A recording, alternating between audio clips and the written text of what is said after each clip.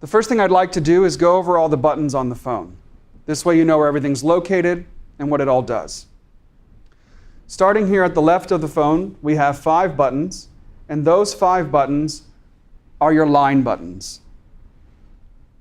Your primary extension will be on the first line button. If you support other extensions, they will then be listed down the blank buttons here. On the right side of your phone, you have 5 more buttons. Although they look the same as these buttons, they have a different feature.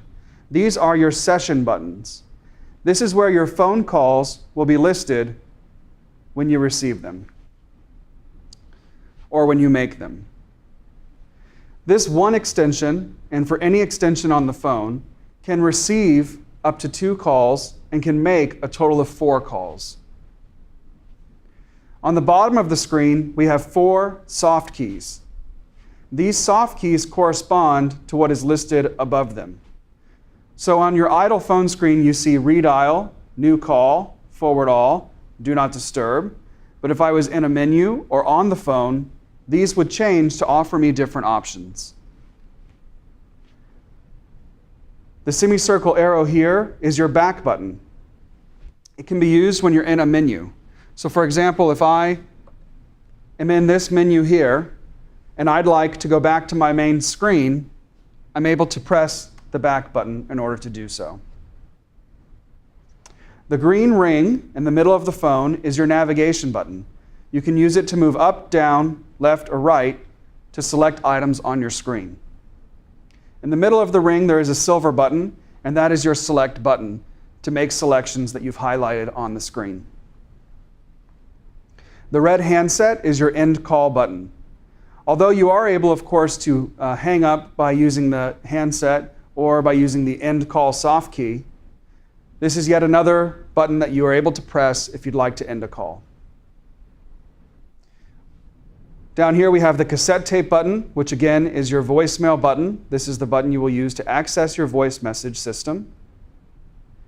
We have our gear symbol, which is the applications button. When you access the applications button, you're able to get your recent call list and adjust preferences. I realize that it's a little difficult to see on the screen here, but if you're following along on your phone, you will see that this is a recent call list, which will be your missed, received, and placed calls. And in the preferences menu, you're able to change your ringtone and other settings. And again, you use your green ring to move left or right, up or down, and the silver button in the middle to make the selection. And then you're able to use your back button to go back out to the main screen.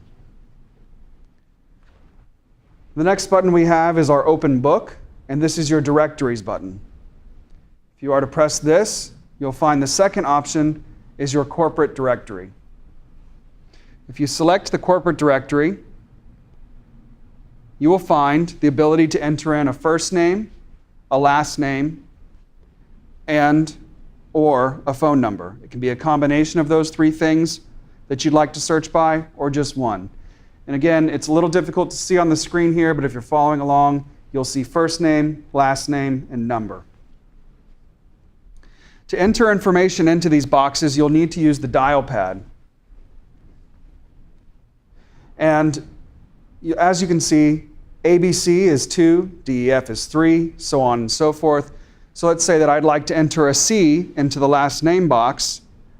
I'll have to hit 2 3 times in order to get over to C.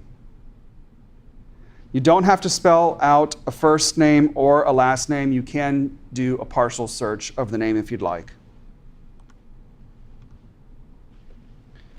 The next button we have is our plus and minus volume rocker.